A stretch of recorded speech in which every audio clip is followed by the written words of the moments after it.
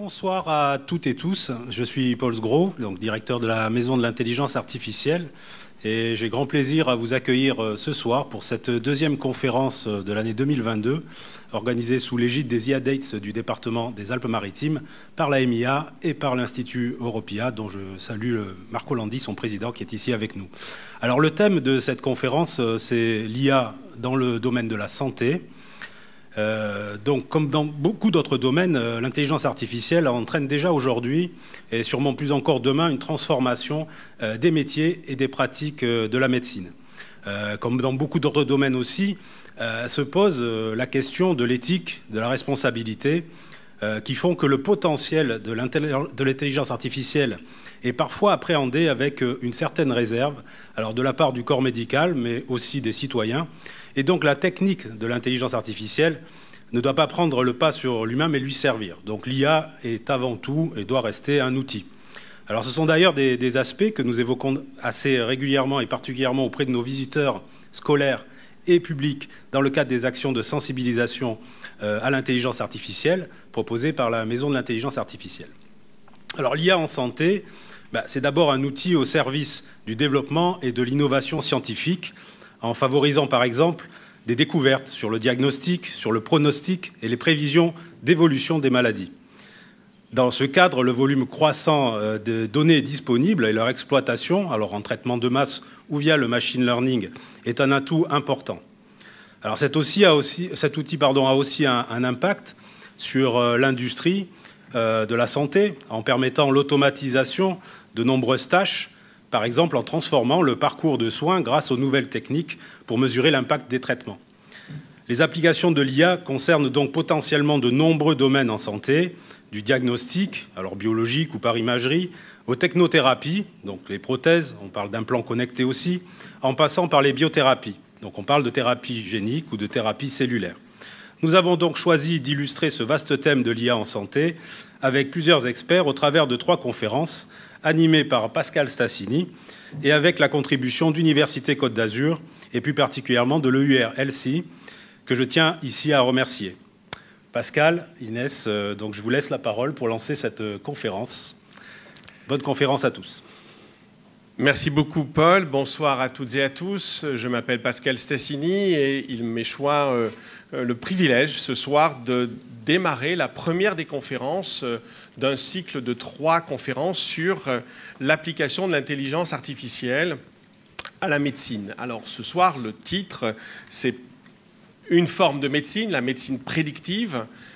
Et je ne sais pas si vous avez en tête, mais en 2013, Leroy Hood a proposé un sigle qu'on appelle la médecine des 4 P. Le premier P pour la médecine personnalisée, c'est-à-dire celle qui tient compte de votre profil personnel et environnemental. La médecine préventive, celle qui est liée à tout ce qui concerne l'éducation, à la santé et la prévention des maladies. Ensuite, la médecine participative, parce que le patient doit être acteur de sa santé. On parle aussi en anglo-saxon d'empowerment.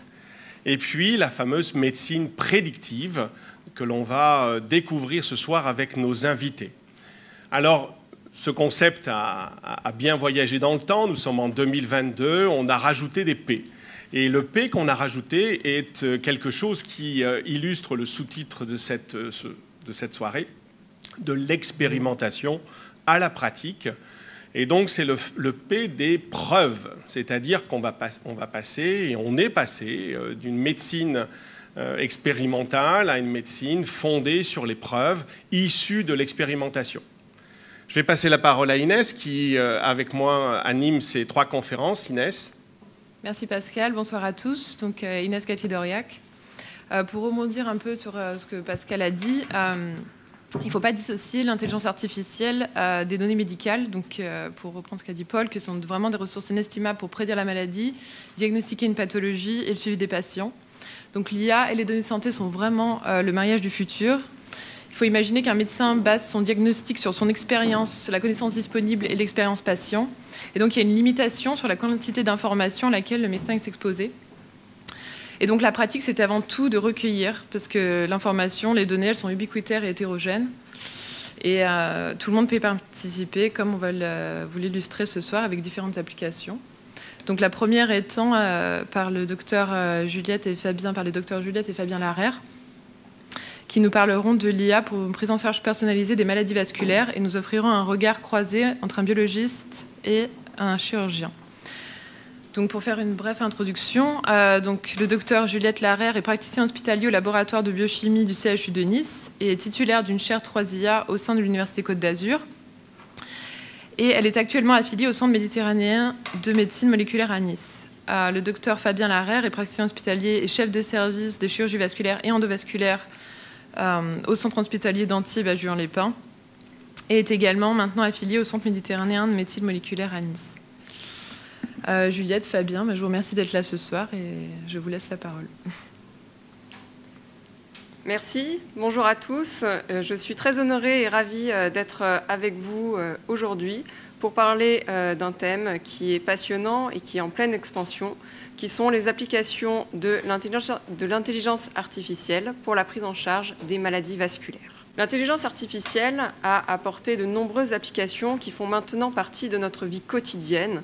On retrouve des applications notamment dans les systèmes de transport, dans les médias, la télécommunication ou en informatique. Il existe un intérêt grandissant des applications de l'intelligence artificielle en santé et les premiers travaux s'intéressant à l'IA en médecine datent déjà des années 1970.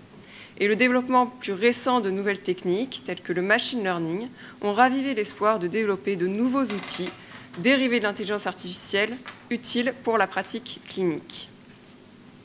L'intelligence artificielle est une discipline très vaste et plusieurs définitions ont été proposées. On peut la résumer de la façon suivante. Il s'agit de développer des systèmes ou des outils capables de reproduire certaines capacités de l'intelligence humaine. Il peut s'agir par exemple de la capacité d'apprentissage, de raisonnement, d'interaction, d'adaptation, d'interaction ou encore de perception sensorielle. Schématiquement, on peut distinguer trois grands champs au sein de l'intelligence artificielle. Le domaine de la vision va s'intéresser aux applications pour l'analyse d'images ou de vidéos, qui sont en fait une succession d'images. La robotique s'intéresse à développer des outils, des robots ou des dispositifs capables de mimer ou d'assister l'homme dans certaines tâches. Et enfin, le domaine du Natural Language Processing, ou analyse automatique du langage naturel, développe des applications permettant d'analyser le langage écrit ou oral. Pour donner un exemple, la reconnaissance vocale que nous avons sur nos téléphones, ce sont des techniques dérivées du Natural Language Processing. Et donc, pour développer ces applications, on va utiliser différentes techniques, dont le machine learning ou apprentissage automatique. Le machine learning correspond à la faculté qu'on va donner à une machine ou à un programme d'apprendre à partir d'un jeu de données et d'évoluer pour améliorer au fur et à mesure ses performances, au fur et à mesure qu'on l'incrémente avec de nouvelles données. Parmi les techniques de machine learning, on va parler de deep learning, lorsque le système va être alimenté par un volume important de données. On parle alors de big data. Et donc, parmi ces techniques de deep learning, parmi les techniques les plus utilisées, on va retrouver les réseaux de neurones. Donc, l'intelligence artificielle peut apporter évidemment des applications pour la pratique clinique et également en recherche médicale. Et schématiquement, on peut distinguer, là encore, deux branches. La branche virtuelle, où on va plutôt développer des programmes, des applications ou des logiciels informatiques utiles. Et la branche physique, qui va plus s'intéresser au développement de robots ou de dispositifs médicaux. Il existe un intérêt grandissant des applications de l'intelligence artificielle en médecine, comme en témoigne, comme on le voit sur ces graphiques, une augmentation exponentielle du nombre d'articles, en particulier au cours des 10 dernières années. Et donc, au niveau des publications scientifiques, parmi les pays les plus productifs dans le domaine, on retrouve les pays occidentaux, avec les États-Unis, on retrouve également la Chine et les pays européens. En parallèle de cette activité active de publication dans le domaine scientifique, il existe une augmentation des essais cliniques et des start-up s'intéressant à l'IA en santé, ce qui témoigne bien d'un extrême dynamisme dans le domaine. Alors pour comprendre quelles vont être les applications possibles de l'intelligence artificielle en santé, il faut garder à l'esprit que les applications sont développées à partir des données médicales. Et ces données médicales peuvent être très diverses. On peut utiliser les données cliniques des patients qui sont stockées dans les dossiers médicaux, enregistrées soit sous format électronique ou également sous forme écrite manuelle. On peut également s'intéresser aux données physiologiques. Pour donner des exemples, on peut recueillir par exemple les constantes vitales des patients, comme la fréquence cardiaque, la température, la tension artérielle. Aussi, on va avoir accès à de nombreuses données biologiques, puisque quand on prend en charge un patient, très souvent, on est amené à réaliser une prise de sang, et donc des examens de biologie qui en découlent, pour le diagnostic ou le pronostic, ou guider le traitement. Enfin, un patient peut très bien aussi avoir des examens d'imagerie, par exemple une radiographie, une échographie, un scanner ou une IRM. Et enfin, on peut s'intéresser également aux données environnementales si on veut étudier l'impact de l'environnement sur la santé. Pour donner des exemples, on peut s'intéresser à l'alimentation, la composition de l'eau ou encore de l'air. Donc les champs d'application dans le domaine de la santé vont être très vastes. L'intelligence artificielle peut apporter des nouveaux outils, notamment pour optimiser le système d'information en santé, en permettant d'optimiser la gestion et l'analyse des dossiers médicaux, grâce notamment à l'analyse automatique du langage. Dans le domaine de la santé publique, elle offre également de nouveaux outils et des applications, notamment pour mettre en place des actions de prévention ou d'éducation auprès des patients, la population. On peut citer par exemple les objets connectés qui peuvent délivrer des messages et des informations utiles aux patients. Et enfin, en apportant de nouveaux outils, elle peut permettre d'identifier des populations à risque pour mieux orienter les stratégies de dépistage. Dans le domaine de l'enseignement et de la formation des professionnels de santé, là aussi, il y a de nombreuses applications avec notamment le développement de la réalité virtuelle et de la réalité augmentée qui ont permis de mettre en place des simulateurs qui permettent donc aux opérateurs de s'entraîner dans des conditions simulant la réalité. Dans le domaine de la pratique clinique, les champs d'application sont larges puisqu'on peut utiliser l'intelligence artificielle pour optimiser le diagnostic en apportant des nouvelles techniques qui permettent de mieux analyser les résultats de biologie, mais également l'imagerie des patients. Elle peut être utilisée aussi pour mieux évaluer le pronostic, c'est-à-dire le devenir des patients, en développant des modèles de prédiction. Et enfin, au niveau thérapeutique, donc il y a certaines branches qui s'intéressent vraiment au développement de robots ou de dispositifs médicaux, mais également tous les outils permettent en fait de mieux guider la décision thérapeutique en permettant une prise en charge personnalisée, adaptée à chaque patient. Et enfin, dans le domaine de la recherche médicale, de nombreux outils également sont apportés par l'intelligence artificielle, en permettant notamment de faciliter l'analyse de la littérature scientifique, ou en permettant aussi d'optimiser la conception d'essais cliniques. Elle offre aussi de nouveaux outils pour permettre d'identifier de nouvelles cibles thérapeutiques. Et donc tout cela contribue à mieux comprendre les mécanismes à l'origine des maladies, dans le but de mieux les prévenir et de mieux les traiter. Et donc, qu'en est-il plus précisément dans le domaine des maladies vasculaires? Je vais donner la parole au docteur Larère, qui est chirurgien vasculaire au centre hospitalier d'Antibes-Juan-les-Pins. Merci. Alors, quand on parle de maladies vasculaires, aujourd'hui, on va s'intéresser donc aux vaisseaux. On ne va pas parler du cœur et de ses vaisseaux propres, qui sont plus l'apanage des cardiologues ou des chirurgiens cardiaques. Donc, quand on parle de maladies vasculaires, il existe différentes pathologies, donc, parmi lesquelles on va retrouver les anévrismes. Donc, un anévrisme, qu'est-ce que c'est? Un anévrisme, c'est une dilatation de la paroi d'un vaisseau. Et lorsque la dilatation est trop importante sur ce vaisseau, eh bien, qu'est-ce qu'il se passe? Il se rompt. Et donc, les anévrismes, lorsqu'ils sont rompus, sont greffés de taux de mortalité qui sont très élevés. Donc ça, ce sont les anévrismes. On retrouve ensuite tout ce qui est le rétrécissement des artères ou des sténoses. Donc en fait, la paroi des artères va progressivement se réduire. Donc c'est essentiellement lié à l'athérosclérose, qui est une pathologie qui est fréquente et qui est grave et qui est liée à plusieurs facteurs de risque cardiovasculaires, comme la tension artérielle, le diabète ou encore le cholestérol. Et lorsque l'artère est complètement bouchées, donc on parle d'occlusion artérielle. Et donc ces artères, eh bien, elles peuvent être touchées au niveau des membres inférieurs, c'est ce qu'on va appeler l'artériopathie oblitérante des membres inférieurs, ou alors elles peuvent être également bouchées au niveau du cou, ce sont les artères carotides, et lorsque ces artères sont bouchées, eh bien, elles sont responsables d'accidents neurologiques, c'est ce qu'on appelle les AVC. Alors, qu'en est-il en ce qui concerne l'intelligence artificielle dans les pathologies vasculaires non cardiaques? Qu'est-ce qui a été fait? Eh bien, nous avons mené une étude bibliographique sur une durée de 25 ans et nous nous sommes intéressés aux 3 principales pathologies que sont l'anévrisme de l'aorte, la sténose carotidienne et l'artérite des membres inférieurs.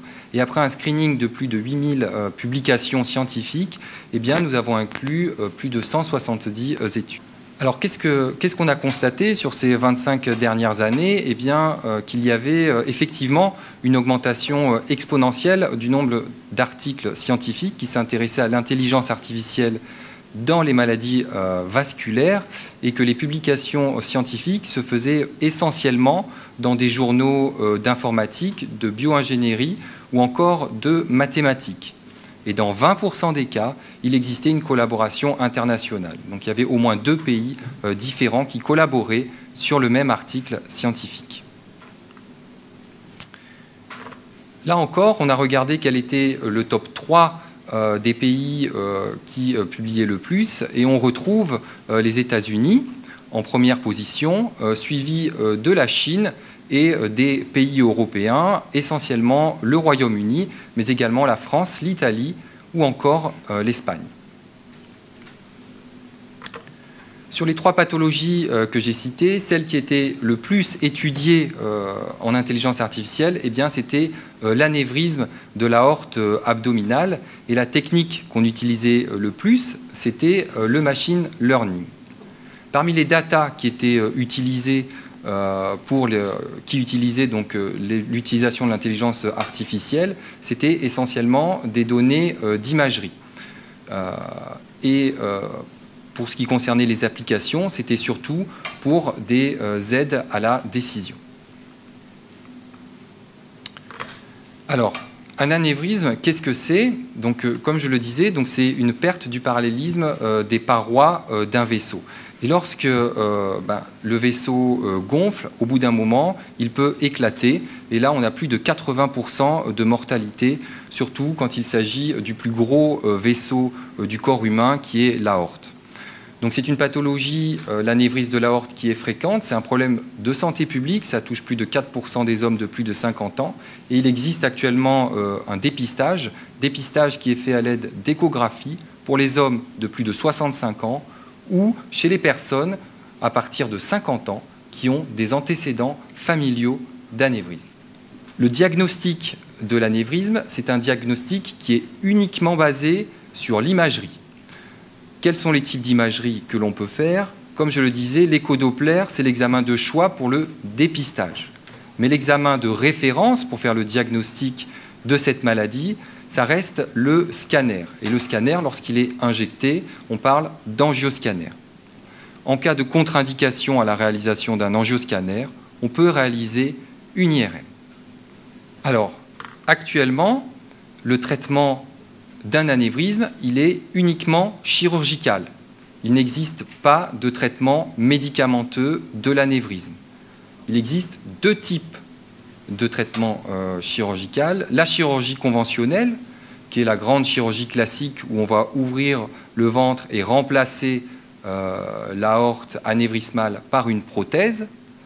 Ou alors, deuxième technique, la chirurgie endovasculaire, où on va piquer l'artère fémorale au niveau du pli de l'aine et on va monter à travers cette dernière des endoprothèses. Une endoprothèse, qu'est-ce que c'est? Ça correspond en fait à un assortiment de stents que l'on va larguer au niveau de l'anévrisme afin de l'exclure.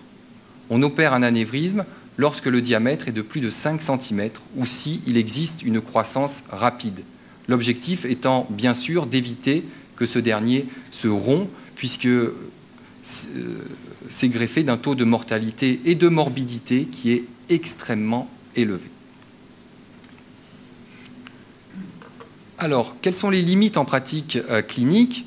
Donc, comme je le disais, le diagnostic de l'anévrisme, c'est un diagnostic qui est basé sur un examen d'imagerie que l'on fait soit de manière fortuite et on découvre l'anévrisme par hasard, ou alors lorsque le patient arrive en état de choc, l'anévrisme est rompu, et là j'ai envie de dire que c'est déjà presque trop tard.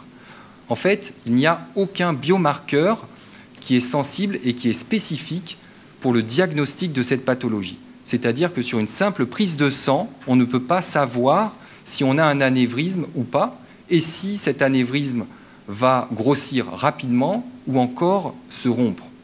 Donc ça, c'est important à avoir en tête, parce qu'il faut savoir qu'il y a des anévrismes en dessous du seuil chirurgical, donc c'est-à-dire 5 cm de diamètre, des petits anévrismes qui risquent de se rompre et on ne les aura pas traités.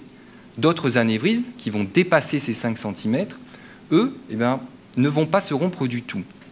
Donc en fait, on a besoin d'identifier de nouveaux biomarqueurs, de perfectionner nos systèmes d'imagerie médicale pour mettre en place des modèles prédictifs afin d'apporter une médecine de précision, de mieux guider la décision thérapeutique. Et c'est tout à fait ce que mon équipe de recherche au sein de l'Institut 3IA à l'Université Côte d'Azur réalise. Donc si on peut revenir sur les diapositives. Notre équipe de recherche s'intéresse au développement d'applications d'intelligence artificielle pour améliorer la prise en charge des patients atteints de maladies vasculaires. On s'intéresse non seulement aux anévrismes de l'aorte, mais également aux autres artères, en particulier l'artérite des membres inférieurs. Et donc notre but, c'est de créer des systèmes supports pour permettre de proposer une prise en charge personnalisée, adaptée à chaque patient. C'est ce qu'on appelle la médecine de précision. Notre groupe est une équipe pluridisciplinaire composée à la fois de cliniciens, de chirurgiens et d'ingénieurs. Alors nous nous intéressons à deux volets. Tout d'abord la biologie et d'un autre côté l'imagerie des patients. Donc au niveau de la biologie, si on prend l'exemple de l'anévrisme de l'aorte, nous avons vu qu'en pratique clinique, à l'heure actuelle, il n'existe aucun biomarqueur. Et donc le but de notre équipe, c'est d'identifier de nouvelles molécules dans les prises de sang qui pourraient permettre de mieux prédire le risque d'évolution de la maladie, le risque de croissance de l'anévrisme ou encore son risque de rupture. Et donc pour cela, nous avons mis en place une étude clinique au CHU de Nice et en collaboration avec le Centre méditerranéen de médecine moléculaire qui nous a permis jusqu'à présent d'inclure plus de 230 patients. Il faut savoir qu'il s'agit d'une des plus grandes études en France et au niveau européen, pour lesquels nous avons pu réaliser une collection d'échantillons biologiques. C'est-à-dire que chez ces patients atteints d'anévrisme, nous avons pu recueillir des prises de sang pour extraire la partie liquidienne du sang, qui est le sérum et le plasma, et également les cellules sanguines circulantes mononucléées. En parallèle, nous avons pu également recueillir du tissu aortique au niveau de l'anévrisme des patients, lorsque cela était possible et qu'ils étaient opérés par chirurgie ouverte.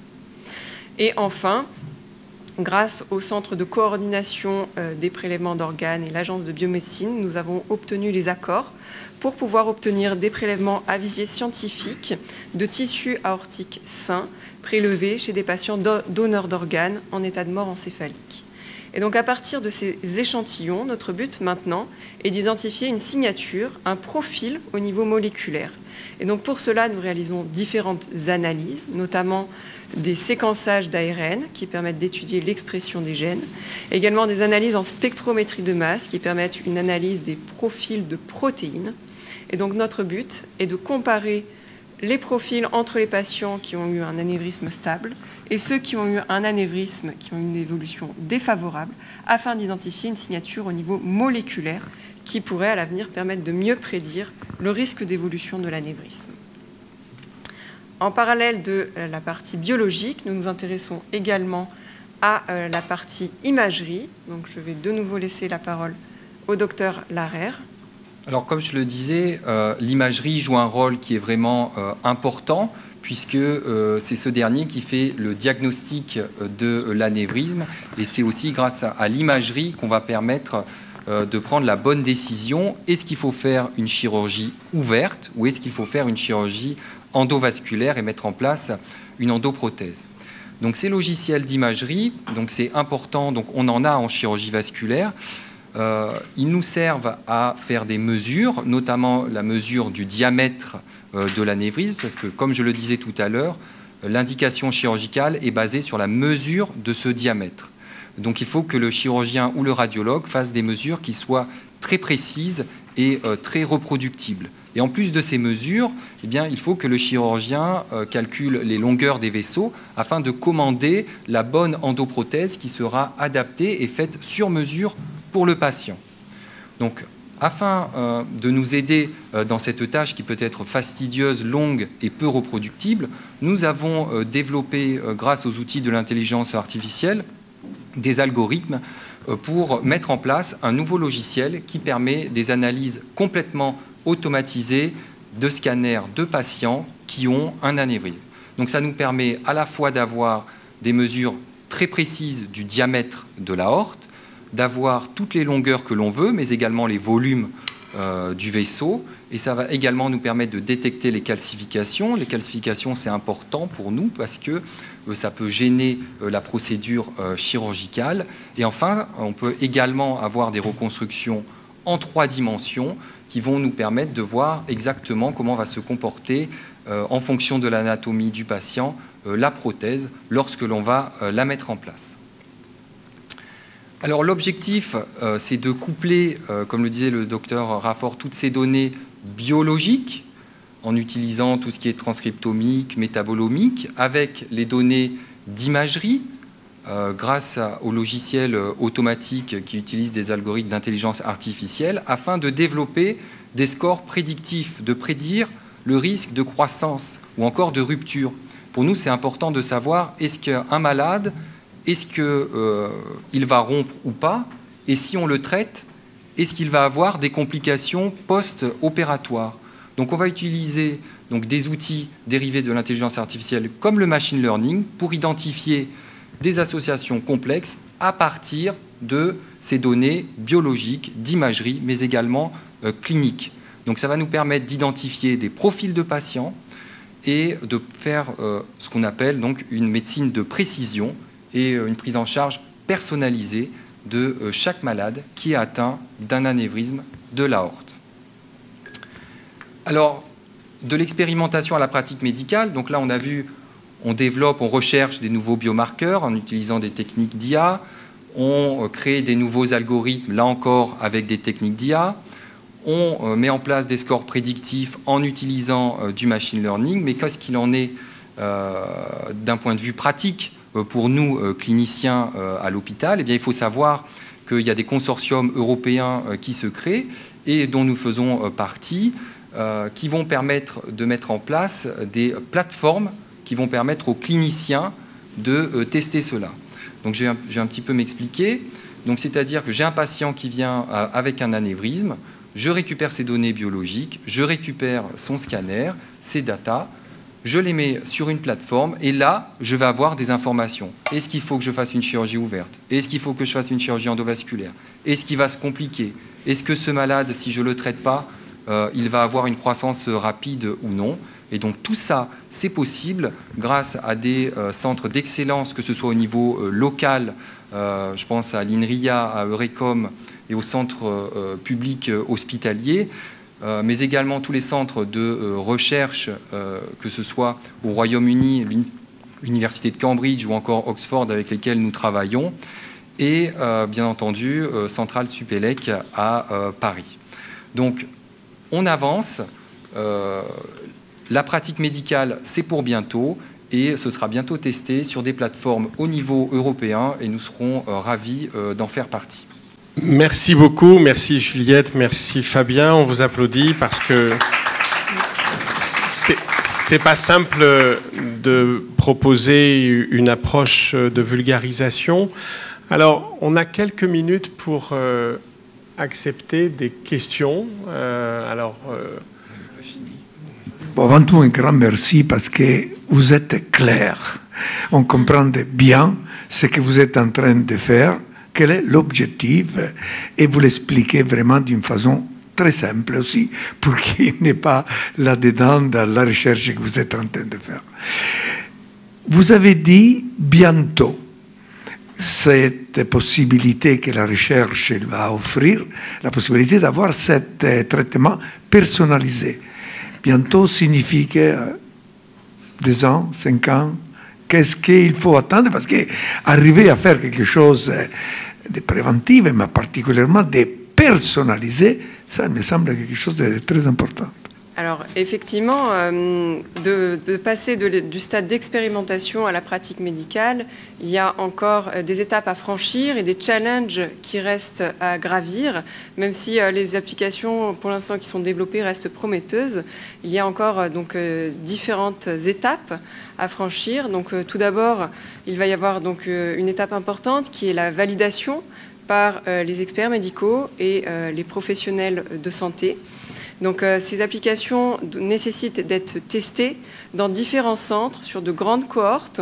Donc c'est pour cela que nous insistons vraiment pour développer des collaborations, que ce soit au niveau national et international, car il est très important que les applications puissent être testées à grande échelle pour vérifier leur applicabilité dans d'autres centres, vérifier leur sécurité d'utilisation et leur efficacité.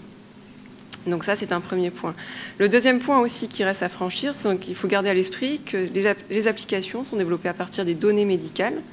Et donc, les données médicales sont très diverses et entre différents établissements, elles vont être stockées sous différents formats, dans différents registres. Et donc, il y a un réel effort d'uniformisation et de standardisation qui reste à réaliser pour que ces données puissent être collectées et analysées.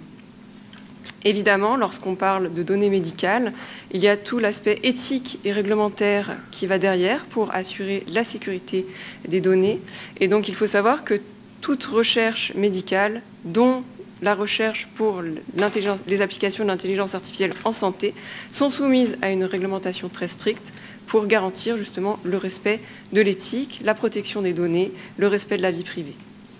Et on vous incite à faire ça, parce que chez nous, où on parle à la MIA ou à l'Institut Europe, et on parle de mettre l'humain, le respect de l'humain au centre de toute activité. Une dernière question. De la recherche à la pratique, vous pensez qu'on pourrait avoir des start-up, des spin-off qui vont apprendre ce qu'il est le contenu de votre recherche et après l'appliquer, le mettre en pratique? Alors, tout à fait. Il y a déjà en fait des startups qui sont en train de se développer dans le domaine, notamment donc dans le domaine de l'automatisation de l'imagerie, que ce soit dans le domaine du vasculaire, mais également appliqué à d'autres pathologies. Donc, c'est un secteur qui est vraiment très dynamique. Et nous favorisons justement, nous, le partage des connaissances dans le but donc d'évoluer rapidement techniquement. Mais effectivement, il y a déjà des choses qui se mettent en place, des startups. Et donc je pense que des applications réellement pratiques et concrètes vont pouvoir en découler pour la pratique médicale.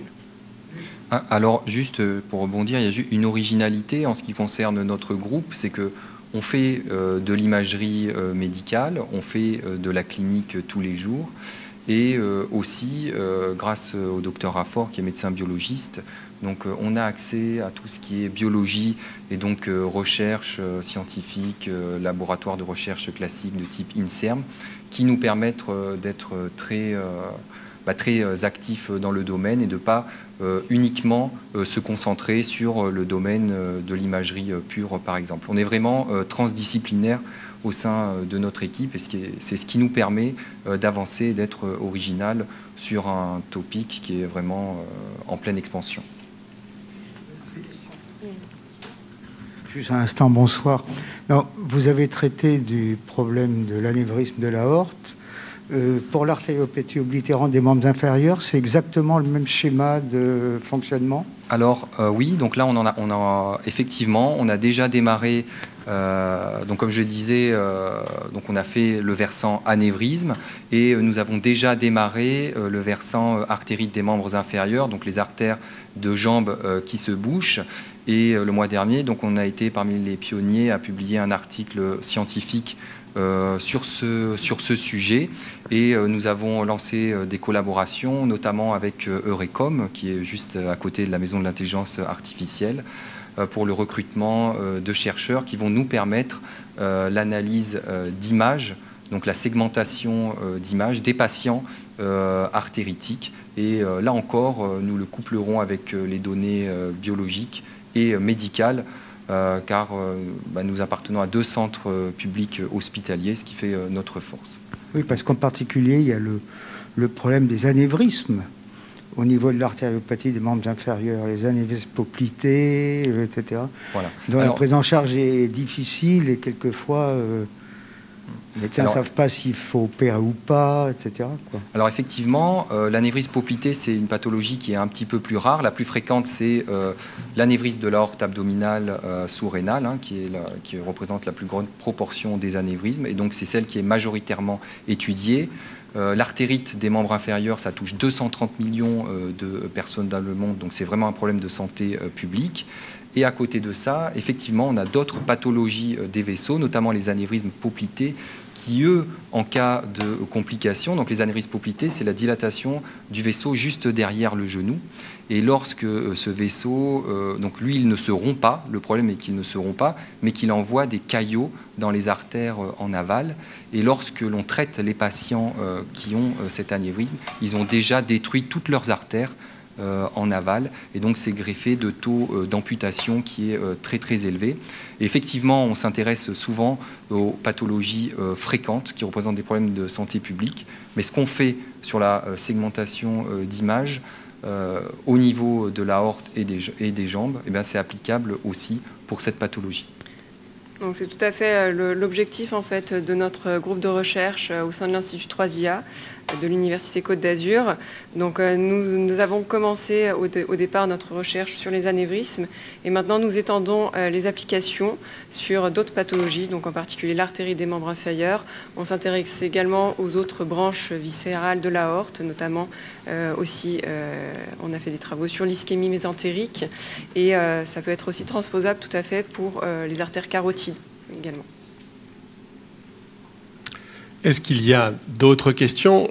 Il y en a une du public en ligne. Dans combien de temps l'intelligence artificielle pourrait changer les approches en biologie médicale et aider à mieux identifier les profils de patients à risque? Alors, donner une réponse quantitative en termes de temps, c'est extrêmement difficile à prédire, mais la recherche est extrêmement active dans le domaine. Et donc maintenant, avec les nouvelles techniques d'analyse, notamment le séquençage, les approches multi-omiques, la transcriptomique, la métabolomique, on a accès et on réalise des analyses sur un très très grand panel de molécules. Et l'intelligence artificielle offre justement de nouveaux outils, en plus des statistiques classiques, pour identifier des profils complexes, des associations complexes entre les données, donc qui vont permettre justement de mieux identifier des profils à risque. Donc oui, ça c'est pour la biologie, mais en ce qui concerne l'imagerie, donc les logiciels automatiques, donc complètement automatisés d'images, donc ils existent que depuis récemment, essentiellement sur ces 5 dernières années, et on voit qu'il y a eu une augmentation, comme on l'a vu, qui était vraiment exponentielle. Donc tout se joue maintenant. Il faut vraiment prendre le virage de l'intelligence artificielle en médecine, parce que ça devient vite très compétitif et très technique. Donc il faut ça va vraiment très très vite et il faut vraiment rester à la page. Merci beaucoup, merci encore de toutes ces informations. On aura l'occasion à la fin des présentations, donc vers 18h40, d'organiser une session de questions-réponses. On va sans plus tarder passer à l'intervention suivante. Il s'agit donc d'une intervention intitulée « Épidémiologie digitale en santé mentale, l'intelligence artificielle au service de la santé ». Pour cette présentation, donc, on a demandé au Dr Vanessa Duevanucci, qui est présidente et fondatrice d'Okidia. Elle est chercheure clinicienne en neurosciences. Elle a consacré sa recherche sur le développement cérébral des enfants de 3 à 20 ans. Elle a supervisé de nombreux projets de recherche translationnels en intégrant l'imagerie génétique, la cognition et la neurobiologie, nécessitant l'exploitation de données pertinentes et d'analyses prédictives multimodales, dont l'intelligence artificielle. Vanessa? Merci. Très belle introduction. Merci à tous, merci aux organisateurs de me donner l'opportunité de présenter un domaine qu'on appelle l'épidémiologie digitale et sur un domaine qui est plus mon domaine de prédilection, que sont la santé mentale chez les enfants et les adolescents, avec une petite pointe de focus sur les troubles du neurodéveloppement. Alors, l'épidémiologie digitale, c'est un mot qu'on entend de plus en plus aujourd'hui, et en fait, c'est le fait d'utiliser un certain nombre de flux qui viennent de nos outils numériques, que sont le web ou le mobile, afin d'essayer de faire progresser la santé, et la santé à titre d'une population ou de l'individu. Alors pourquoi aujourd'hui? Vous savez bien qu'on a tous des objets connectés. 62,5% de la population mondiale est connectée, soit 22 milliards d'objets connectés. Ça fait 5 objets pour une personne. Et ça ne cesse d'augmenter. On estime entre 1 à 7, voire 1 à 10 d'ici 5 ans. Donc tous ces objets connectés qui nous entourent et auxquels on doit faire face, on entend souvent le côté négatif, mais il y a un côté positif, c'est qu'on est capable de collecter pas mal de données de façon massive, et que ces données, grâce à l'intelligence artificielle, vont permettre d'apporter et de définir une nouvelle médecine, la médecine au niveau de l'individu, qui permet d'appréhender la dynamique de la santé de la population et des maladies. Donc, comme vous ont présenté Juliette et Fabien, on a un certain nombre de données, les données cliniques, physiologiques, je ne repasserai pas là-dessus. Aujourd'hui, je vais rajouter la donnée digitale et vous démontrer l'importance de ces données dans la médecine de prédiction. Alors, je vais vous parler un peu de mots que vous allez entendre dans les journaux de plus en plus. C'est peut-être des gros mots pour certains, pour d'autres non. Donc on appelle l'ensemble des données, donc vous avez décrit données biologiques, données cliniques qu'on appelle plus traditionnelles, on appelle ça des deep phénotypes. Et aujourd'hui on parle de Deep Digital Phenotype, DDP, parce qu'en fait on va intégrer tous ces phénotypes dits digitaux, donc c'est toutes les données captées par notre environnement, qui peut être les dispositifs médicaux, les dispositifs portables, tout ce qui est réseaux sociaux, les biomarqueurs digitaux, donc je vais vous expliquer un peu plus, et l'intégration de ces deux types de données vont pouvoir être en plus valorisées dans une information qu'on appelle contextualisée, c'est-à-dire que le patient ou l'individu va pouvoir être étudié, entre guillemets, dans son contexte de vie. Donc on va pouvoir aussi avoir une sensibilité sur la qualité de vie de l'individu, les facteurs physiologiques, ses émotions, et une chose qui est de plus en plus importante et qui a été pas mal révélée avec la crise du Covid, c'est tout ce qui est facteurs sociodémographiques, en tout cas l'impact de ces facteurs sociodémographiques sur la santé d'un individu. Et l'intelligence artificielle permet de collecter et de modéliser toutes ces données. Enfin, faut-il encore que ces modèles soient pertinents, soient explicables. Et donc, créer des banques de données à partir de ces ensembles de signaux, en fait, qui, à l'échelle d'un individu, quand il va être évalué, on va pouvoir expliquer et pouvoir prédire les facteurs de vulnérabilité ou ces facteurs de risque. Effectivement, comme vous l'avez dit, pour une médecine de précision, une médecine D5P, et moi j'avais mis à la place de preuve de pertinence, c'est-à-dire que la donnée, elle a vraiment une signification clinique pour l'individu. Et cela aboutit effectivement à une prévention plus orientée, où l'individu va être engagé et devenir acteur de sa santé.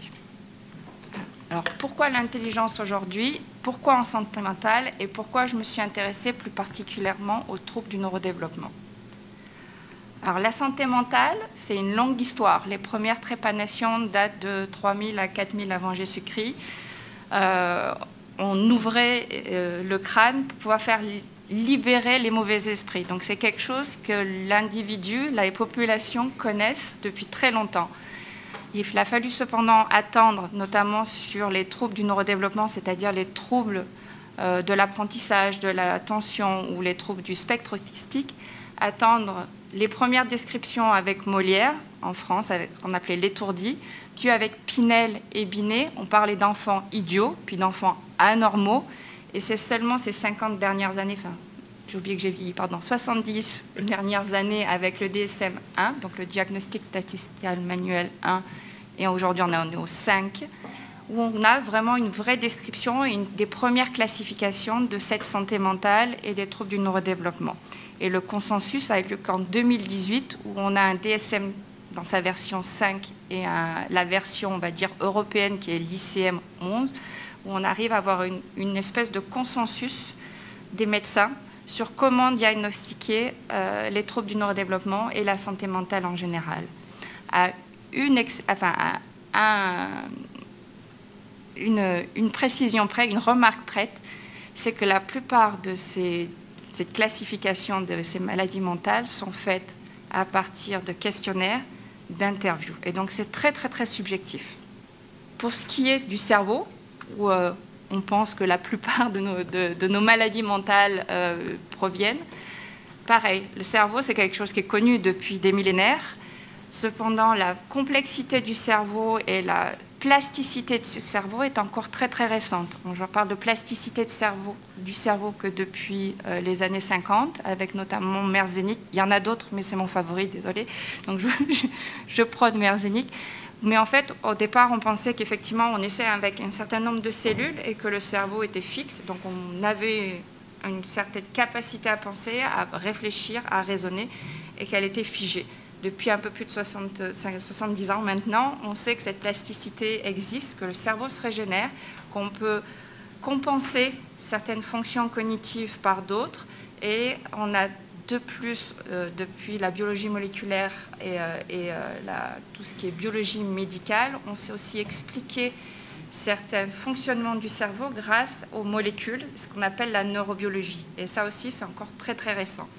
Vient s'ajouter maintenant, je fais juste un petit clin d'œil, au cerveau connecté, puisqu'on a des startups qui sont un peu plus osées et qui essayent maintenant d'augmenter nos capacités cognitives en mettant des petites puces implantées dans nos cerveaux.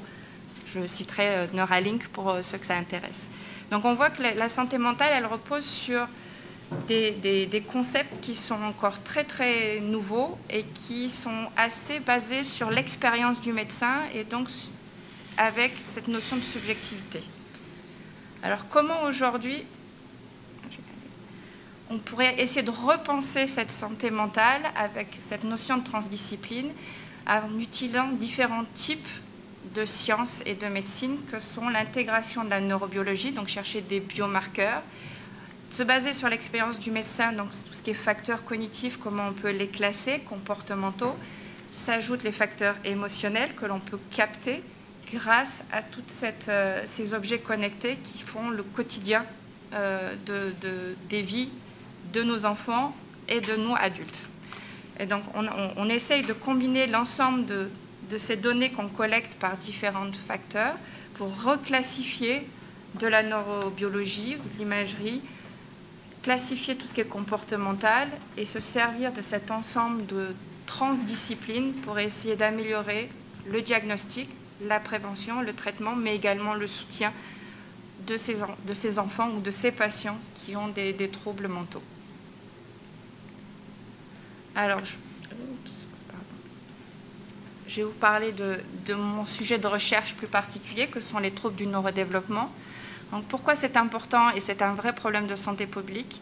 Parce que ça concerne un enfant sur 6. Les troubles du neurodéveloppement, ce sont des enfants qui ont des troubles du déficit de l'attention, qu'on appelle TDAH. Les 10, pour dyslexie, dyspraxie, dyscalculie, enfin, il y a tout un nombre de 10, donc c'est les troubles de l'apprentissage. On a les troubles du spectre autistique ou les troubles du comportement.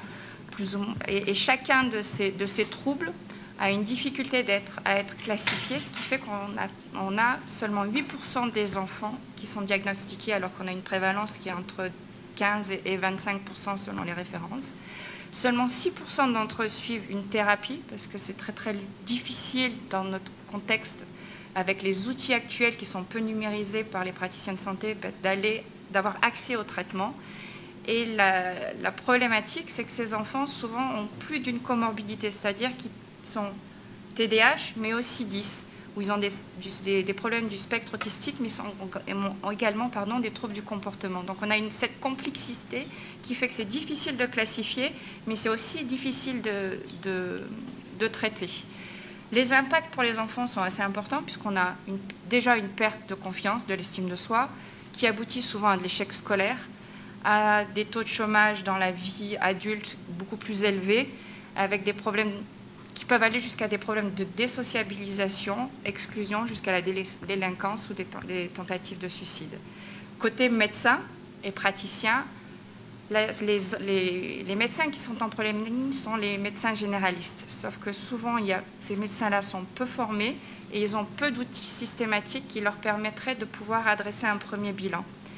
On a aussi énormément de déserts médicaux, enfin c'est pas que sur les troubles du neurodéveloppement, mais en général. Et les conséquences sur les enfants, c'est qu'à partir du moment où on a les premiers signes, c'est-à-dire en fin d'école maternelle, au moment du diagnostic, on a entre 18 et 24 mois, avec un âge moyen de 8 ans pour un diagnostic sur les troubles du neurodéveloppement. Et ces troubles du neurodéveloppement, pour faire le parallèle avec ce que je vous ai montré tout à l'heure, c'est effectivement en utilisant les outils de la vie de tous les jours, de façon assez régulière. On a tous ces outils où on a plusieurs senseurs.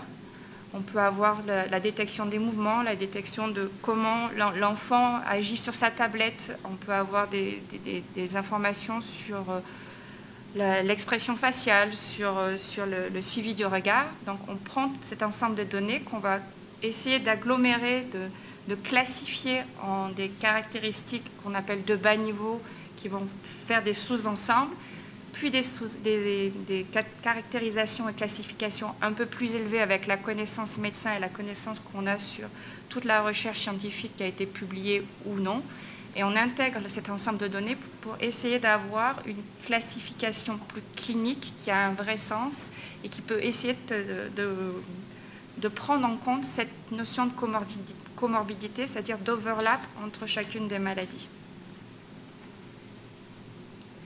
Donc, comment ça se passe l'IA chez les troubles du neurodéveloppement? On a un enfant qui joue avec sa tablette, assez fréquent, ou devant son ordinateur, ou devant son téléphone. Ces outils-là permettent de capter de la donnée de façon qu'on appelle multiflux. On peut les coupler avec de l'EEG non invasive. D'autres études couplent ça avec de l'imagerie médicale un peu plus lourde, entre guillemets, même si elle est non invisive, c'est-à-dire de l'IRM. Aller dans une clinique ou donc faire participer à certaines études scientifiques. Donc on se retrouve avec un certain nombre de données assez hétérogènes qu'il va falloir pré-traiter. Et c'est là où effectivement l'intelligence artificielle, tout ce qui est machine learning, voire deep learning, peut nous aider à annoter de façon automatisée et à avoir une banque de données qualifiées.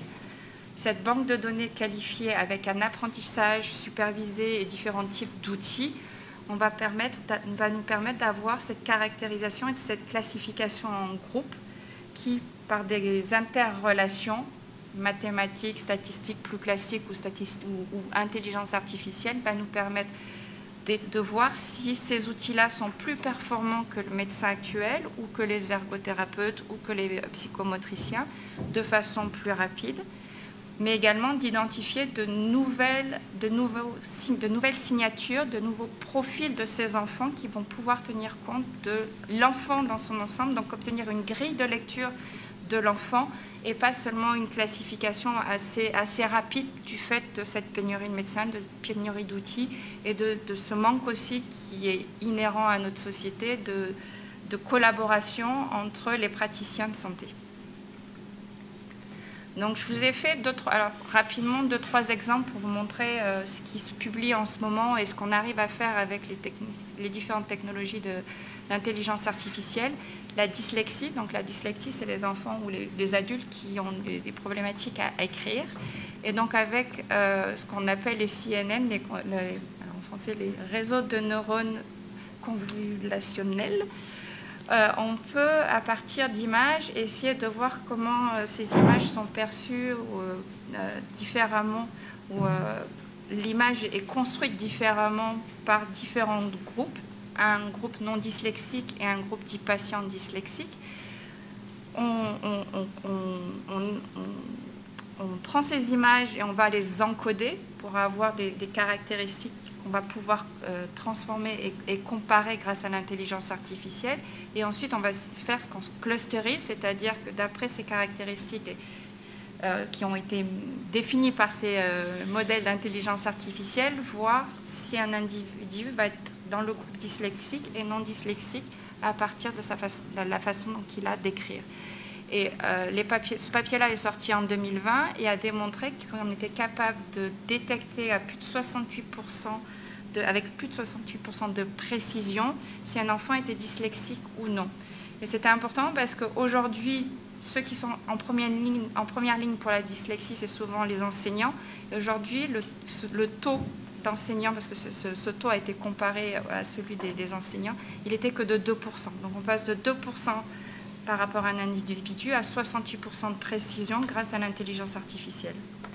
Un deuxième cas, c'est les problématiques de dépression et de suicide. Et là, ce papier-là repose sur la technique de langage naturel, de procession de langage naturel.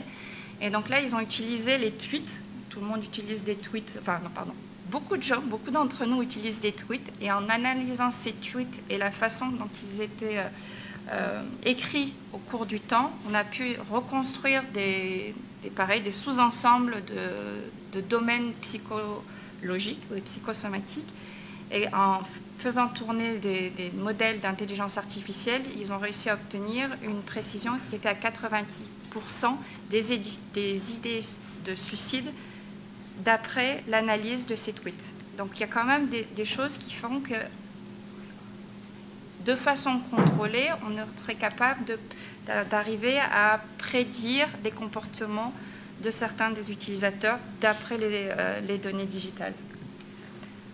J'en ai encore deux et après je vous laisse tranquille. Les troubles du spectre autistique, là on a utilisé une combinaison de vidéos. Donc on fait jouer l'enfant, on fait regarder à l'enfant une vidéo.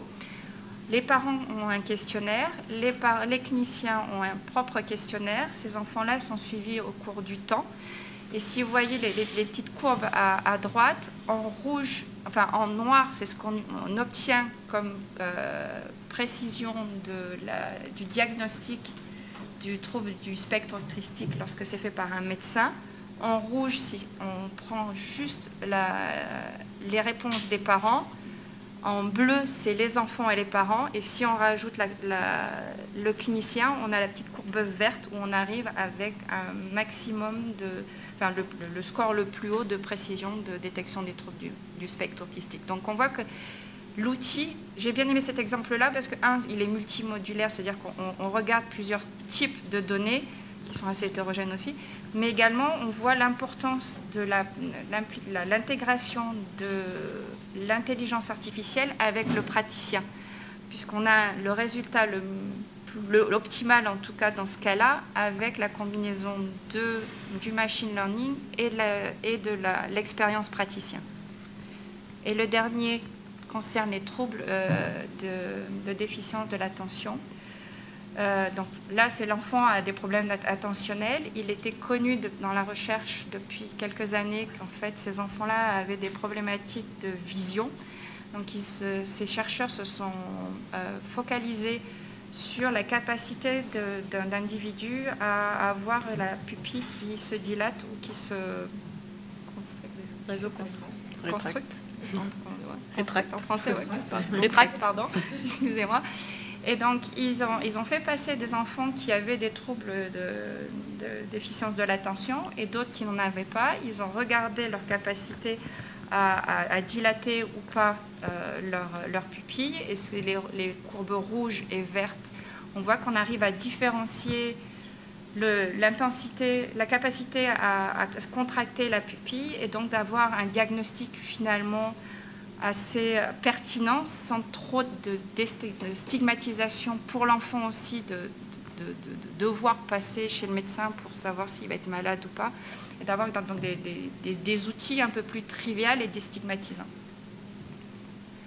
Donc j'espère par ces exemples-là vous avoir convaincu qu'effectivement l'intelligence artificielle et l'épidémiologie digitale sont un atout pour les praticiens de santé et pour nous en tant qu'individus, où effectivement en combinant les données digitales avec ce qu'on appelle les phénotypes cliniques ou les données de la clinique biologique, on arrivera à avoir une médecine un peu plus précise, accessible et déstigmatisante dans notre cas pour les enfants qui présentent des troubles du neurodéveloppement. Voilà. Merci beaucoup Vanessa. Merci. Juste, il y a une petite question dans le public en ligne. Alors, combien de ces IA ont été validés cliniquement et utilisés dans la médecine de ville?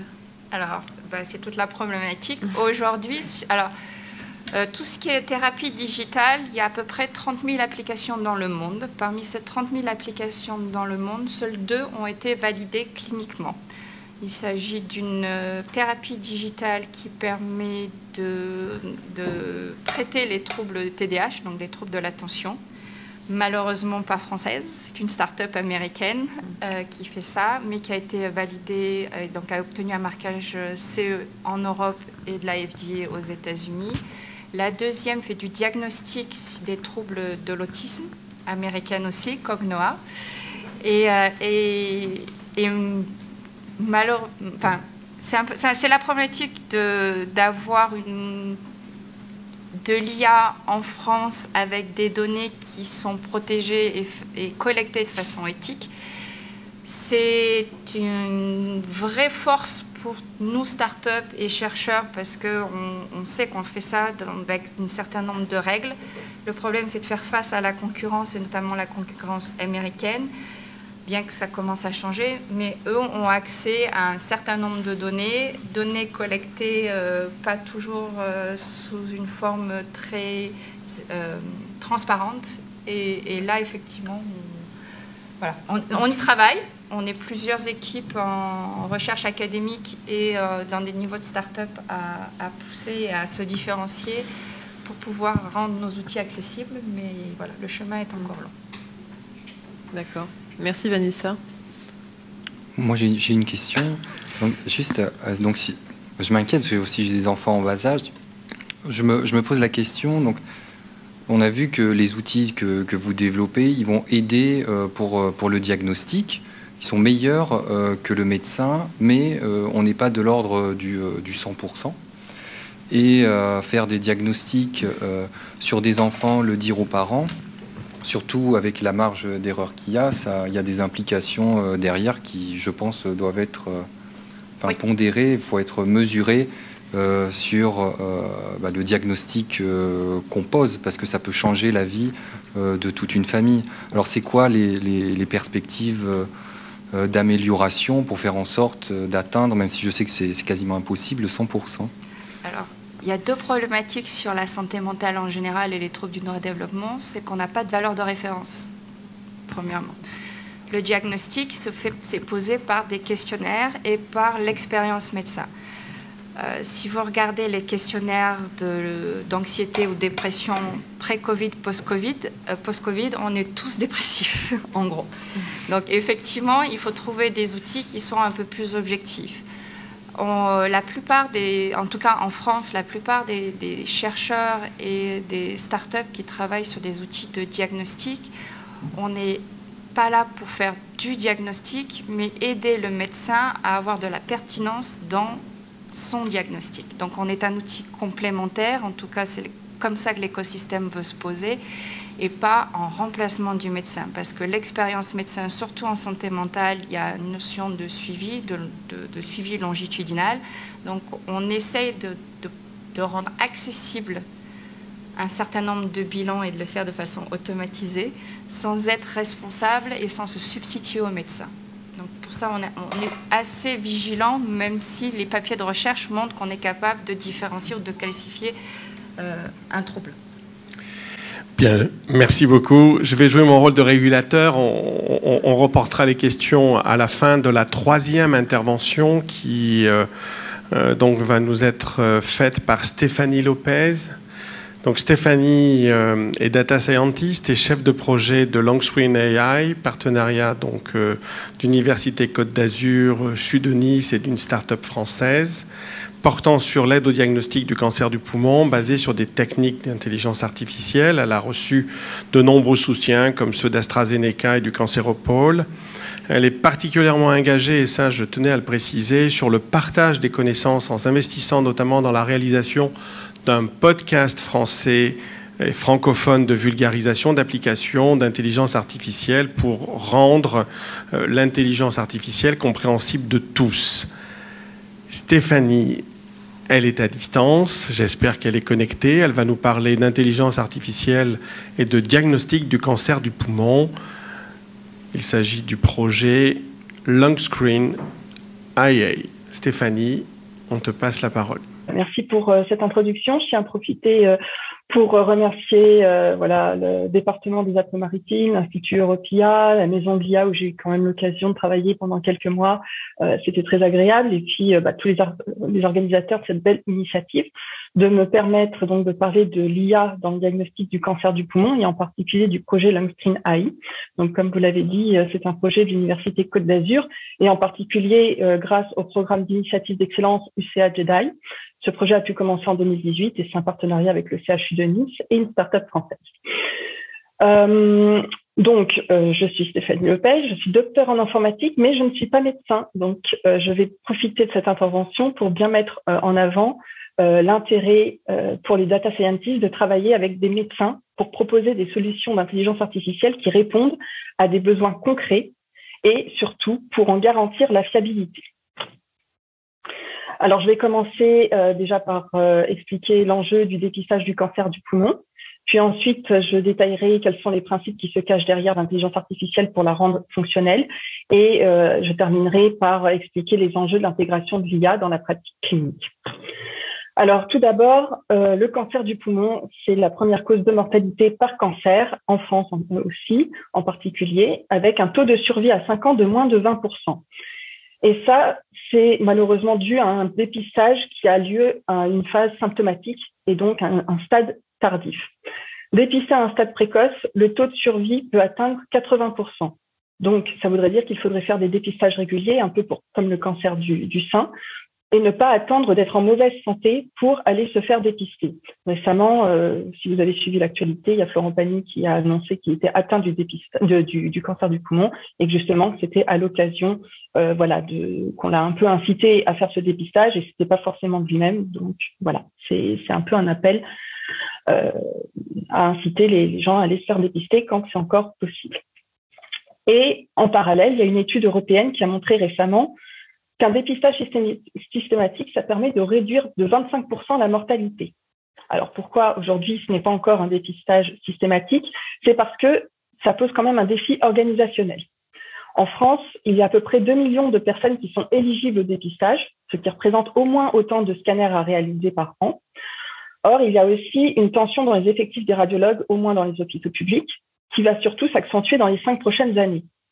Et puis, évidemment, pour éviter de rater les cancers, il y a un principe de précaution qui va amener à un fort taux de faux positifs, c'est-à-dire à rappeler des patients qui finalement n'ont pas le cancer, produire plus de stress pour eux, un stress inutile, avec potentiellement des risques de complications médicales. Et donc, tout cela contribuerait aussi à une surcharge des autres cliniciens qui sont impliqués dans le dépistage, c'est-à-dire les oncologues, les pneumologues, les chirurgiens thoraciques. Donc, je vais vous proposer de vous mettre un instant à la place d'un radiologue qui regarde un scanner. Alors, qu'est-ce qu'un scanner?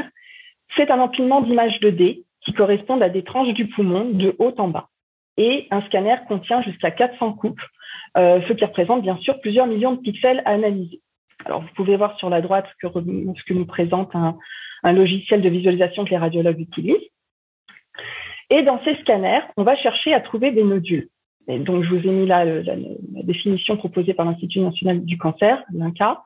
C'est une formation anormale, généralement arrondie, de petite taille, cancéreuse ou non, dans un organe ou à sa surface.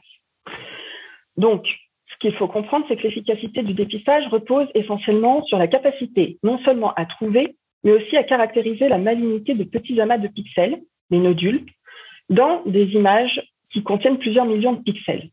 Donc là, je vous ai mis un peu un ratio en ne prenant que la coupe parmi 400 d'un scanner qui contient le nodule et à droite, donc, son zoom. Et donc, cette tâche, bien sûr, est longue et complexe, et même pour un œil expérimenté de radiologue, qui doivent en plus prendre souvent en considération les scanners historiques d'un même patient.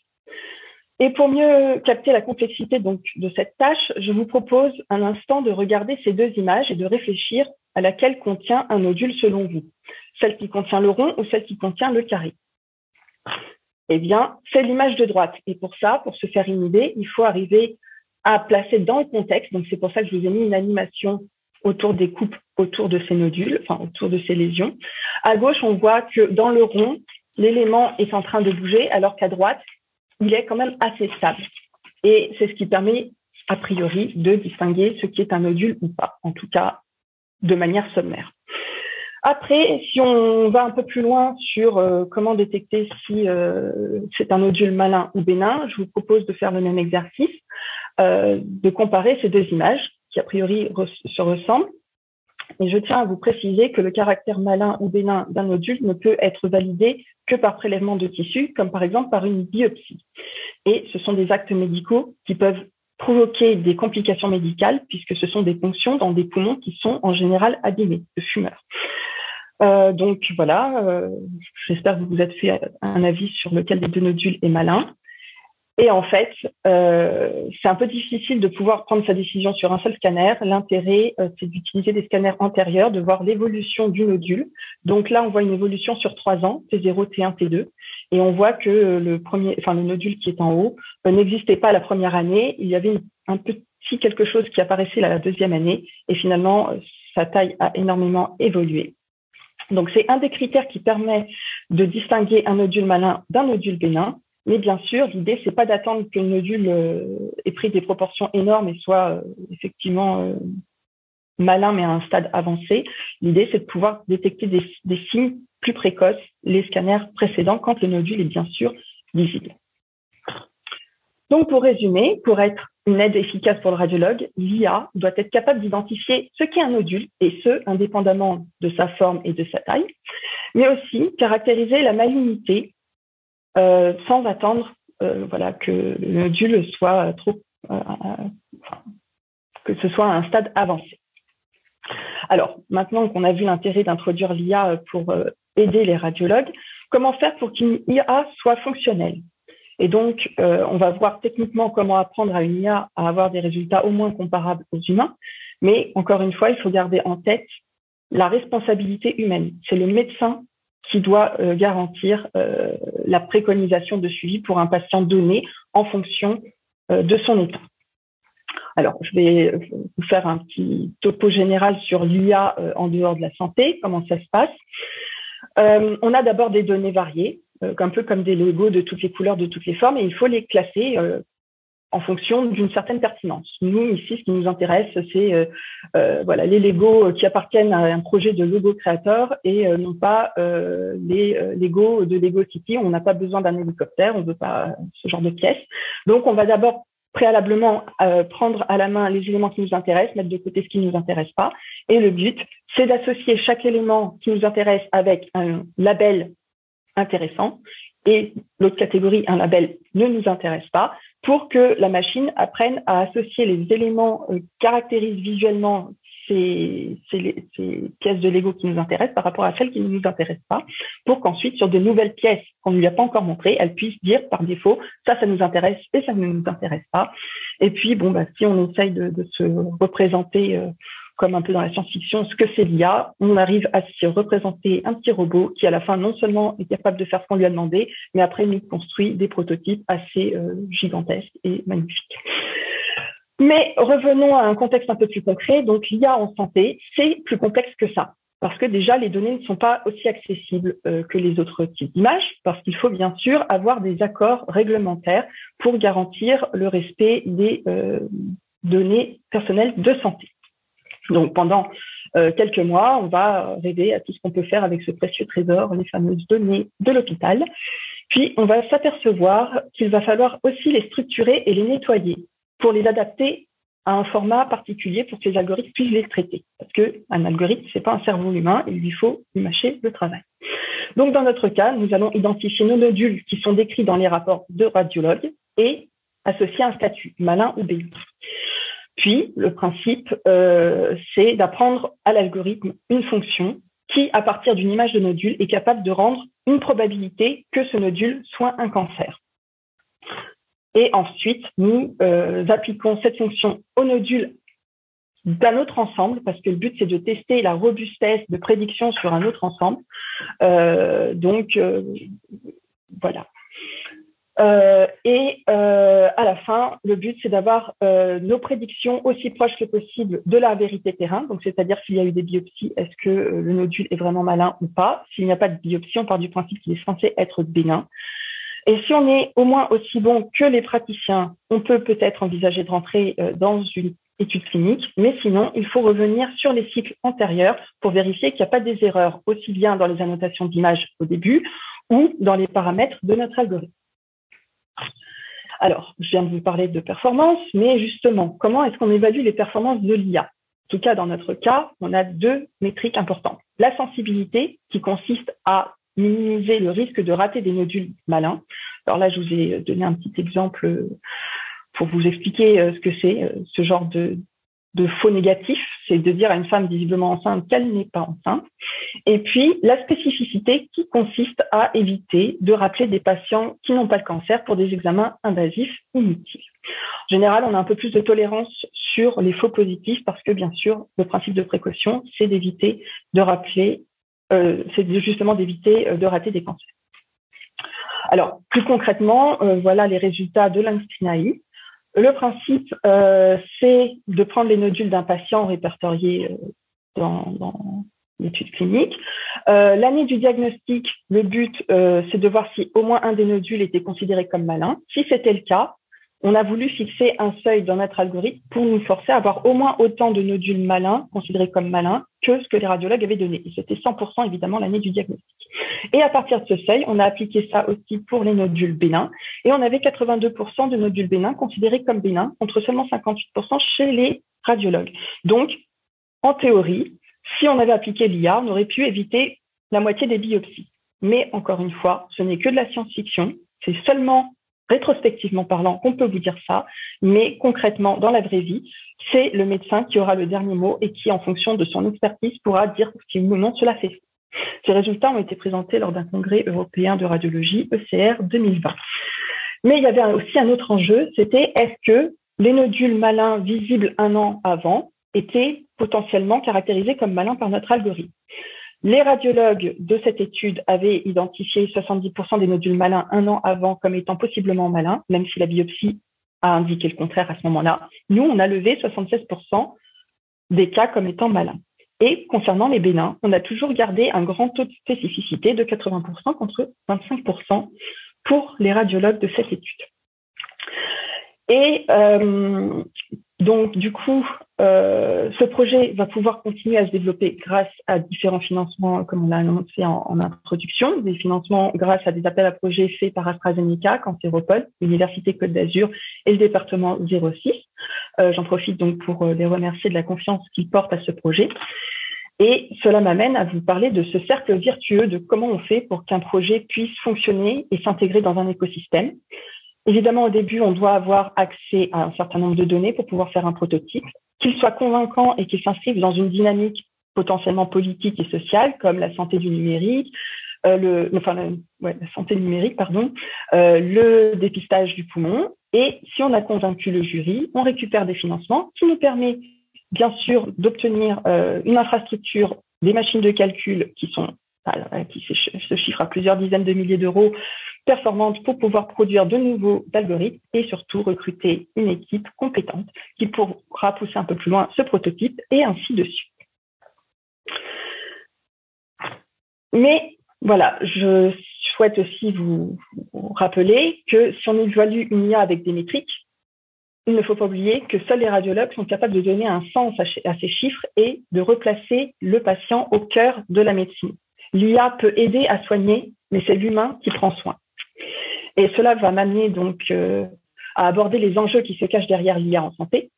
Ce n'est pas qu'un problème scientifique, il y a aussi des problèmes éthiques, philosophiques, politiques et sociaux, comme des autres intervenants ont pu déjà mentionner. Il faut prendre conscience que l'IA ne fait pas des miracles. On n'est pas en train d'enlever des nodules sur des scanners grâce à Photoshop. Aujourd'hui, surtout avec les algorithmes qu'on dit de deep learning, d'apprentissage profond, on a besoin de beaucoup de données. Il y a une capacité de calcul phénoménale, mais c'est un peu un effet de boîte noire. On a des performances extraordinaires qui peuvent battre les expériences humaines, mais on a encore des difficultés à expliquer pourquoi ces algorithmes sont si bons. C'est pour ça qu'il est important d'expliquer les résultats en termes explicables pour les médecins et d'utiliser donc des termes comparables. Et puis, autre point, l'IA n'invente rien. Si l'information n'est pas dans les données, on ne peut pas l'inventer. Si par exemple, dans mes nodules, je n'avais dans l'entraînement que des nodules de plus de 1 cm, pour savoir s'ils étaient plutôt malins ou bénins, ça veut dire que si maintenant je vous présente un nodule de moins de 1 cm, le résultat, ce sera purement de l'aléatoire, ce sera du 50-50. Peut-être qu'il aura donné les bons résultats, mais peut-être que ce sera un coup de chance. Et donc, comment réussir à faire passer ce message? Eh bien, grâce à des modules à l'université, comme ça se fait déjà à l'Université Côte d'Azur avec le CHU de Nice, grâce au professeur Imbert. Mais ça peut se faire également au travers de podcasts de vulgarisation, donc comme celui de Janine avec une amie sur Horizon-IA. Et d'ailleurs, pour info, la saison actuelle porte justement sur les questions d'IA en santé. Et pourquoi c'est important de se tenir informé des progrès d'IA? C'est parce que c'est quand même le reflet de l'évolution de la société et de la médecine. Parce que en médecine, tout au long des années, les machines d'acquisition des images vont progresser et donc la résolution des images sera différente. L'IA devra avoir de nouvelles images pour pouvoir rester à la page. Il y a aussi l'évolution des méthodes de médecine. Par exemple, l'introduction du filtre dans la cigarette a amené une absorption de la fumée d'une autre manière, ce qui fait qu'il y a eu un changement en fait des profils de cancer du poumon sur le long terme, ce qui a amené les radiologues à reconsidérer leurs critères d'évaluation. Donc, c'est pareil pour nous. Régulièrement, on doit se mettre à jour, vérifier avec les praticiens qu'il n'y a pas de nouvelles données, de nouveaux critères de sélection. Et surtout, on doit se battre contre deux penchants un peu extrêmes.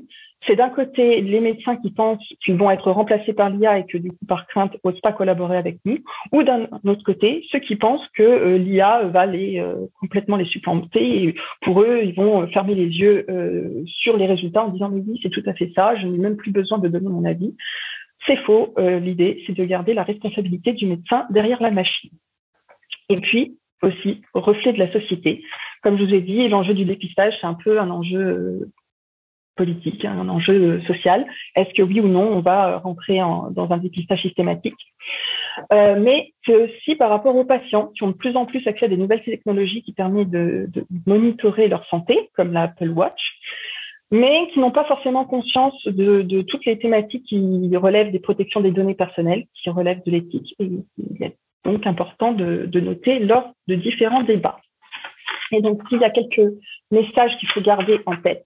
C'est qu'avant tout, il faut une collaboration forte entre les médecins et les data scientists, que l'IA n'est qu'un outil au service des radiologues et des patients, et tout ça dans le but de pouvoir favoriser un dépistage de qualité et efficace, de manière à augmenter le taux de survie de cette maladie et que ça devienne un peu plus de l'ordre d'une maladie chronique. Enfin, il faut l'espérer que sur le long terme, on puisse se dire « j'ai un cancer, c'est pas si grave, je vais avoir un traitement adéquat, l'immunothérapie et j'ai un taux de survie quand même assez élevé pour pouvoir bénéficier de la vie. » Voilà donc ma conclusion à la conquête du cancer du poumon. Merci beaucoup. Merci Stéphanie. Alors effectivement, le temps a passé. On va quand même peut-être prendre une question ou deux. Est-ce qu'il y a sur le net une question? Il y en a pas. Il avait une question? Oui, je voulais juste rebondir sur ce que mon collègue a dit à propos de ces jeunes enfants tout à l'heure. Parce que j'ai été très intéressé par ce que vous avez présenté concernant, entre guillemets, la santé mentale et les troubles d'apprentissage des enfants, de la dyslexie, etc. C'est passionnant, c'est tout à fait vrai, mais bon, moi, j'ai été médecin pendant 42 ans. Je ne peux pas le gérer, ça. C'est au système scolaire de changer. Oui. de fond en comble. Et tant qu'on ne le fera pas, ça n'ira pas. Et il faut voir les études européennes, ce qui se passe en Finlande, dans les pays du Nord, la façon dont on prend les enfants en charge de façon un peu spécifique, en les valorisant quand ils sont différents, etc. Ils n'ont pas les mêmes problèmes que nous. Et alors, je ne dis pas qu'il n'y a pas des dyslexiques, je ne dis pas qu'il n'y a pas des enfants qui ont des troubles dyspraxiques, etc. Mais il se trouve que dans notre exercice de généraliste ces 15 dernières années, on a eu de plus en plus d'enfants chez l'orthophoniste qui arrivaient au cabinet à l'âge de 4 ans, hein, avec des parents qui disaient « Oh, écoutez, voilà, l'enseignante nous a dit qu'il fallait absolument faire de la rééducation. » Bon, etc. Alors après, les bilans tels que vous pouvez les faire sont magnifiques, mais derrière, les orthophonistes, premier rendez-vous à 3 mois, hein, il n'y a personne. Et vous êtes gentil. Et encore, je suis sympa, oui, parce qu'on n'est pas dans un désert médical ici. Donc, c'est le problème de l'école, c'est à l'école qu'il faut que... Je ne dirais pas que c'est le problème de l'école, c'est le problème de la société. Oui, non, mais on est d'accord. Mais effectivement, c'est un trouble, la santé mentale en général, et surtout en France. J'ai eu la chance, ou la malchance, en tout cas, j'ai fait toutes mes études et ma recherche aux États-Unis.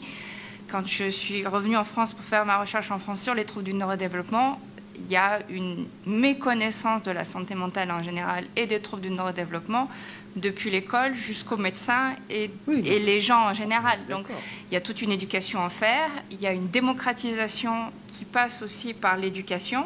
C'est pas que l'école, surtout l'éducation nationale, avant de la changer, ces enfants sont en souffrance, ces familles sont en souffrance. C'est à la société de changer, de l'école, les médecins, et nous, ce qu'on essaye de faire en recherche, c'est de trouver aussi des moyens, dans une société très cartésienne qu'est la société française, et européenne en tout cas, d'essayer de trouver des moyens moins subjectifs pour aller plus vite. Donc effectivement, utiliser le NORIC comme un moyen d'accessibilité, de vous, généralistes, qui souvent être en première ligne, ou les enseignants, d'avoir quelque chose de plus cartésien qui permette d'adresser le problème. On ne pose pas le diagnostic, mais d'adresser ce problème-là. Ça ne veut pas dire que tous ces enfants sont TDAH ou sont autistiques ou ont des problèmes de dyslexie. C'est qu'ils sont en dehors de cette fameuse norme. C'est bien, il n'y a pas de bien, pas bien. Ils sont comme ça. Qu'est-ce qu'on en fait? Est-ce qu'on les laisse dans la souffrance ou est-ce qu'on essaie de... Quelle est la norme, en plus? Alors, voilà. La norme, c'est mathématique. Mais en tout cas, est-ce qu'être différent est une anomalie? Voilà. Et si vous voulez nous... La normalité, il y a l'anomalie. Est-ce que tu dois traiter comme une anomalie et une maladie ou comme juste être différent? Non, mais on est d'accord. Mais il y a tout un débat sociétal aussi. En revanche, quand on les diagnostique ou quand on se rend compte qu'il y a un problème et qu'on recontacte l'éducation nationale, il n'y a pas de retour. C'est 24 mois pour avoir ce qu'on appelle un PAP, c'est-à-dire quand on a un enfant avec des troubles du neurodéveloppement. Et c'est très mal vu. Et c'est très mal vu que le médecin intervienne... et disent, vous savez, quand même, là, il y a un problème, ou essayez de faire quelque chose. Je vais vous raconter juste 2 minutes. On va dire comme ça. Je vous raconte une histoire, 2 minutes. J'avais un petit patient qui venait, la maman venait le soir avec ses 2 enfants, après le boulot, et c'était la fille qui était malade, et lui, qui avait 7 ans, était là. Il était agité, c'était infernal. Moi, j'ai l'habitude, ça ne me gênait pas. Et puis, la maman me dit, oh, il est toujours comme ça, à l'école, on le met au fond de la classe, etc. Bon, etc. Et puis, un soir, il me regarde, il me dit, oh, tu peux me donner une feuille pour que je dessine? Je lui donne sa feuille. Et il dessine Charlie Chaplin. Écoutez, on avait l'impression de voir les temps modernes. Et j'ai dit à sa maman, mais il dessine. Il me dit, oh, oui, à la maison, de toute façon, il fait que ça, on ne peut pas lui parler, lui, il dessine, etc. Alors j'ai dit, écoutez, mercredi, à Villeneuve-Loubet, emmenez-le aux activités et inscrivez-le à l'école de dessin, etc. Il aime ça.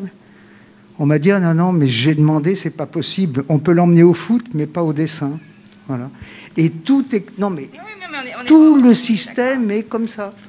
Hein? C'est passionnant, effectivement. Il y avait quand même quelque chose de très important dans le message de Vanessa, c'est qu'il y a une partie du diagnostic qui vient de questionnaires qui doivent être validés dans chaque pays. Et la question que je me pose finalement là-dedans, c'est que quelque part, à partir d'un comportement sur des capteurs qui n'ont de validité que le capteur lui-même, eh bien, on va pouvoir peut-être avoir des cohortes beaucoup plus importantes d'enfants. Que ce soit des enfants qui sont à l'étranger, dans un autre pays, en fait, on ne passe plus par le filtre de notre propre, entre guillemets, approche déterministe. C'est-à-dire que, tout à l'heure, on a parlé de validation des scores. Eh bien, ces scores-là, on le sait, dans la santé mentale, doivent être validés pour tenir compte, effectivement, des comportements, de la culture, de la compréhension des termes, etc. Là, on va pouvoir peut-être avoir quelque chose, alors, agnostique, quelque part, complètement, et qui va peut-être nous faire découvrir d'autres choses. Parce que ce qui est important, et je rebondis sur ce que vous avez dit, c'est que nos conduites de mise en œuvre, elles sont que déterministes. Et en particulier, elles ne sont que guidées par ce que le juriste a, entre guillemets, entrevu ou pas pour la santé de nos enfants. Je crois que c'est aussi ça qui est important comme message. Je remercie beaucoup Stéphanie de nous avoir donné une approche extrêmement pédagogique et très large de tout ce qu'elle a entre guillemets conçu et ce qu'elle est en train de réaliser, alors que ce soit le cancer du poumon, mais il y a effectivement d'autres approches. Et peut-être que s'il y a encore une question, oui. Ouais, Pascal, s'il te plaît. Justement, c'est sur le même sujet et j'aurais aimé poser une question à Vanessa.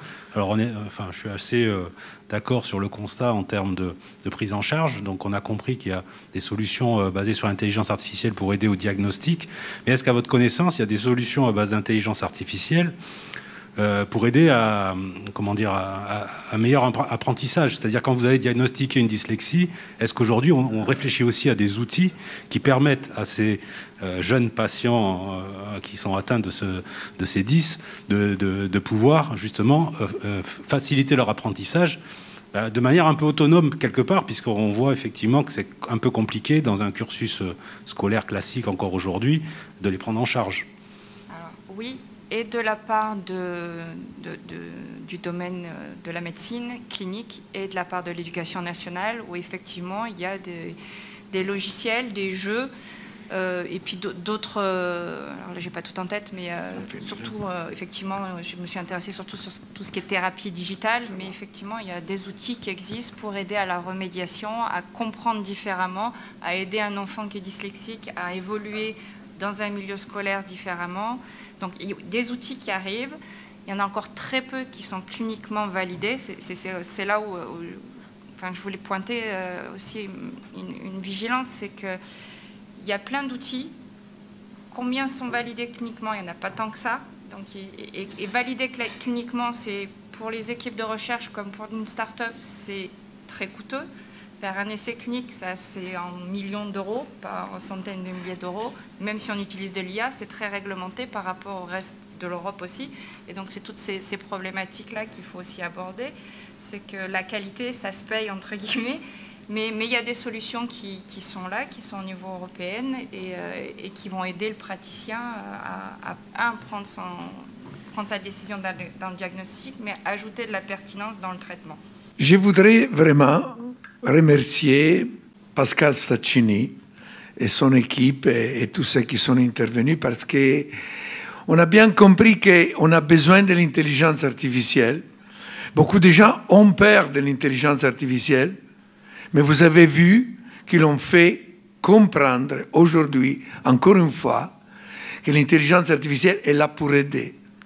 Et j'ai vu quelque chose qui m'a vraiment frappé quand on disait c'est l'intelligence artificielle unie à l'intelligence humaine qui pourrait faire avancer les choses.